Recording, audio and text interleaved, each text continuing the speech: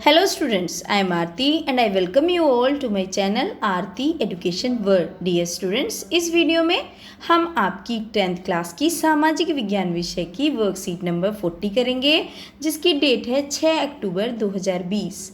बच्चों, हम पढ़ रहे थे भूगोल में से हम पढ़ रहे थे भारतीय अर्थव्यवस्था की जीवन रेखाएं, जिसमें से हमने पढ़ा था रेल और फिर हमने पढ़ा था जल परिवहन। तो जल परिवहन को ही आगे बढ़ाते हुए हम इसमें आज पढ़ेंगे जल परिवहन एवं समुद्री पत्तन। तो आज चलिए समझते हैं, शुरू करते हैं जल परिवहन से। जल परिवहन का सबसे सस्ता साधन है। सबसे सस्ता साधन होने का कारण बताओ अच्छा क्या है बच्चों इसका? स्टूडेंट, सबसे सस्ता इसलिए है ये क्योंकि जो वाहन के खर्च होते हैं, केवल जो शिप है, जो नौका है, बस उसमें लगता है। उसके लिए हमें कोई इंफ्रास्ट्रक्चर तैयार नहीं करना पड़ता। कोई रोड नहीं बनानी पड़ती, कोई हाईवेज पुल नहीं बनाने पड़ते, तो इस चीज़ में पैसा खर्च नहीं होता, इसलिए सबसे सस्ता होता है। भारत में अंतःस्थलीय नौ संचालन जल मार्ग 14,500 किलोमीटर लंबा है। 14,500 जो अंतःस्थलीय नौ संचालन मार्ग है, इसमें केवल 5,685 किलोमीटर मार्ग ही है जो मशीनीकृत नौकाओं द्वारा तय किया जाता है, जहाँ पर जो आपकी एडवांस टेक्नोलॉजी लगी हुई है वो केवल कितना है? 5,685। भारत सरकार द्वारा घोषित किए गए प्रमुख राष्ट्रीय जलमार्गों में जो भारत सरकार ने घोषित किए गए हैं मुख्य राष्ट्रीय जलमार्ग, वो देखिए कौन कौन से हैं। सबसे पहला है हल्दिया इलाहाबाद के मध्य गंगा जलमार्ग 1620 किलोमीटर, इसको बोलते हैं नौगम्य जलमार्ग संख्या 1। ठीक है, एक तो ये हो गया। दूसरा है सदिया व धुबरी के मध्य ब्रह्मपुत्र नदी जलमार्ग जो 891 किलोमीटर लंबा है और नौगम्य जलमार्ग 2 बोलते हैं इसको। ठीक है, और केरल के पश्चिम तटीय नहर कोटापुरम से लेके कोल्लम तक 205 किलोमीटर लंबा नौगम्य जलमार्ग संख्या 3, इसका विशेष महत्व है। 3 इंपॉर्टेंट जो जल मार्ग हैं उनको यहाँ पे दर्शाया गया है कि कौन कौन से हैं और उनका संख्या नंबर भी दिया है, जलमार्ग संख्या नंबर 1, 2 और 3। चलिए आगे देखते हैं। भारत की कुल समुद्री तटरेखा 7,516.6 मतलब 7,516.6 किलोमीटर लंबी है, जो समुद्री तट रेखा है। ठीक है, जो कोस्टल क्या है, कोस्टल लाइन है, वो आपकी कितनी है? इतनी है, जिस पर 12 मुख्य और 200 मध्यम व छोटे पत्तन स्थित है। पत्तन समझते हो क्या, किसे कहते हैं? पत्तन होते हैं जो आपके पोर्ट होते हैं, ठीक है, उसको बोलते हैं। कराची बंदरगाह की कमी को पूरा करने के लिए और मुंबई बंदरगाह पर दबाव को कम करने के लिए स्वतंत्रता के बाद सबसे पहले कांडला बंदरगाह को विकसित किया गया एक ज्वारीय बंदरगाह है। देखिए, कराची बंदरगाह चला गया था पाकिस्तान में, तो उसकी कमी हो रही थी, और जो मुंबई बंदरगाह है उस पर ज़्यादा लोड आ गया था, सारा जो आवागमन है वहीं से हो रहा था। तो इस वजह से जब स्वतंत्रता मिली भारत को तो कांडला बंदरगाह को विकसित करा गया और वह एक ज्वारीय बंदरगाह है। ठीक है, तो ये इस वजह से ये यहाँ पे कांडला को क्यों विकसित करना पड़ा, क्योंकि कराची का बंदरगाह हमारे पास रहा नहीं था और मुंबई पे सारा लोड आ रहा था, इस वजह से कांडला बंदरगाह बनाया गया। चलिए, मुंबई सबसे बड़ा और पोर्ट ब्लेयर सबसे छोटा बंदरगाह है। मुंबई सबसे बड़ा बंदरगाह है और पोर्ट ब्लेयर सबसे छोटा है। अगर आपसे पूछे कौन सा सबसे बड़ा है तो मुंबई, और सबसे छोटा बंदरगाह हो गया हमारा पोर्ट ब्लेयर। चेन्नई हमारे देश का प्राचीनतम कृत्रिम बंदरगाह है। कृत्रिम कौन सा होता है? जो मैन मेड होता है, जो आदमी ने बनाया है वो होता है मैन मेड। तो ये चेन्नई सबसे पुराना है जो मनुष्य ने बनाया, हम लोगों ने बनाया हुआ कौन सा है? चेन्नई का बंदरगाह। व्यापार की मात्रा व लादे गए सामान के संदर्भ में मुंबई के बाद इसका दूसरा स्थान है। अगर हम देखें कि व्यापार सबसे ज़्यादा कहाँ पे होता है तो मुंबई में होता है सबसे पहले, ये तो सबको पता है।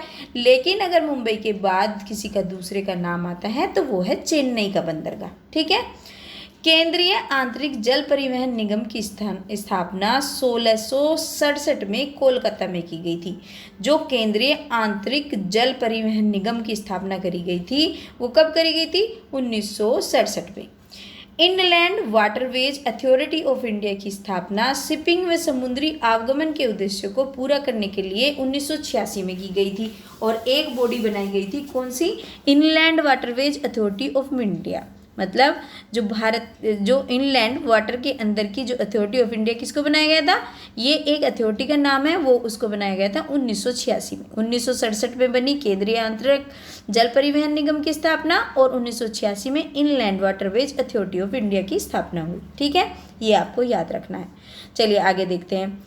रेलवे के आगमन से पहले जल परिवहन लोगों और वस्तुओं के आगमन का प्रमुख साधन था। जब तक रेल नहीं थी, जब तक जल से ही यात्रा करते थे लोग, जल से ही अपनी वस्तुओं को इधर उधर भेजते थे और लोग भी अगर किसी को जाना है तो नौका से या इन सब चीज़ों के माध्यम ही अपनाते थे। वर्तमान में जल परिवहन एक सस्ता, पर्यावरण अनुकूल व ईंधन प्रभावी परिवहन है। हाँ, ये तो बिल्कुल बात सच है कि जो जल परिवहन अगर हमारा है तो सबसे सस्ता भी पड़ता है, हमारे पर्यावरण को भी ठीक लगता है और ईंधन प्रभावी भी है, इसमें ज़्यादा ईंधन की खपत भी नहीं होती। इस परिवहन का प्रयोग भारी वस्तुओं की ढुलाई के लिए अधिक उपयुक्त है। अगर बहुत भारी सामान कहीं ले जाना है तो इसका हम जल परिवहन का प्रयोग करते हैं। भारत के कुल यातायात में आंतरिक परिवहन का योगदान 1% है। जो आंतरिक परिवहन जो अंदर ही होता है, भारत के अंदर ही, इस मतलब जैसे मुंबई से लेके कहीं दूसरी इस जगह पे आ रहे हैं लेकिन भारत के अंदर, तो वो केवल 1% है। देश के कुल अंतर्राष्ट्रीय व्यापार का 95% समुद्री पत्तन के माध्यम से होता है। और जो कुल अंतर्राष्ट्रीय व्यापार होता है ना, जो बाहर हम किसी भी कंट्री के साथ अपना व्यापार करते हैं, ट्रेड करते हैं, वो 95%, समझ लो कितना, 95%, यानी कि सारा का सारा समुद्री पत्तन को मैंने आपको बताया, सब पत्तन का मतलब होता है पोर्ट। जैसे आपका एयरपोर्ट है ना, इस तरीके से जैसे जहाँ पे हवाई जहाज रुकते हैं, ऐसे ही जहाँ पे जो आपके पानी के जहाज रुकते हैं उसको बोलते हैं पत्तन। पोर्ट को क्या बोलते हैं? पत्तन बोलते हैं। तो आप समझिए, जो देश का कुल अंतर्राष्ट्रीय बिजनेस है ना, वो 95% समुद्री पत्तन के माध्यम से होता है। समझ रहे हो कितना बड़ा कंट्रीब्यूशन है जो हमारा जल परिवहन है। ठीक है, होपफुली बच्चों आपको वर्कशीट अच्छे से समझ आई होगी। अब इसके प्रश्न उत्तर को देख लेते हैं फटाफट से। जल परिवहन के प्रमुख कौन कौन से हैं साधन? तो आप इसका आंसर इस तरीके से लिखेंगे। जल परिवहन के प्रमुख साधन 3 प्रकार के हैं। पहला, अंतर्देशीय जलमार्ग, जिसमें नदियां, नहरें, झीलें और बैक वाटर आते हैं। फिर समुद्री जलमार्ग है, जिसमें तटीय मार्ग तथा महासागरीय आते हैं। और ठीक है, ये हो गया आपका पहले क्वेश्चन का आंसर।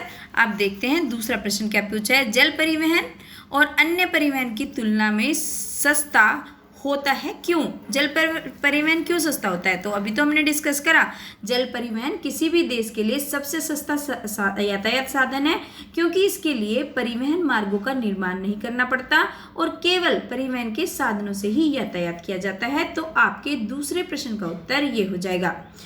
तीसरे प्रश्न का उत्तर देखते हैं। भारत के प्रमुख राष्ट्रीय जलमार्ग कौन कौन से हैं? इन्होंने ये पूछा है, जलमार्गों के नाम बताइए तीसरे प्रश्न में। तो हम इसका आंसर ये लिखेंगे, भारत के प्रमुख राष्ट्रीय जलमार्ग हैं। एक तो हल्दिया, इलाहाबाद के मध्य गंगा जलमार्ग, नौगम्य जलमार्ग संख्या 1 कहते हैं उसको, और सदिया व धुबरी के मध्य ब्रह्मपुत्र नदी, तो ये है नौगम्य जलमार्ग संख्या 2।